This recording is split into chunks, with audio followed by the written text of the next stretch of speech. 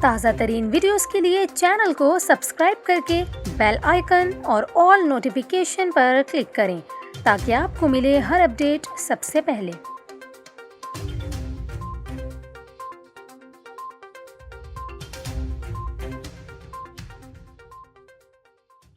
السلام علیکم، آپ دیکھ رہے ہیں نیوز 24/7 اردو اور میں ہوں آپ کے ساتھ کومل خان۔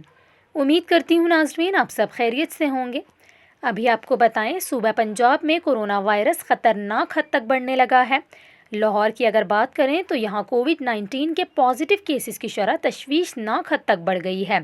اسی حوالے سے محکمہ صحت پنجاب کا یہ کہنا ہے کہ لاہور میں 24 گھنٹوں کے دوران 7,532 کورونا ٹیسٹ کیے گئے ہیں، جن میں سے 1,366 مثبت کیسز رپورٹ ہوئے ہیں، اور اس طرح شہر میں کورونا کے مثبت کیسز کی شرح 18% تک جا پہنچی ہے، جو کہ کافی زیادہ تشویشناک صورتحال ہے۔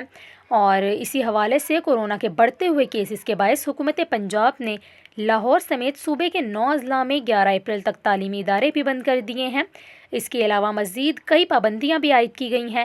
اگر ہم بات کریں پورے پنجاب کی تو صوبہ پنجاب میں کورونا کے 2,000 سے زائد نئے کیسز رپورٹ ہوئے ہیں، جبکہ 51 مریض جاں بحق ہو گئے ہیں، جس کے بعد صوبے میں مجموعی ہلاکتوں کی تعداد 6,097 ہو گئی ہے۔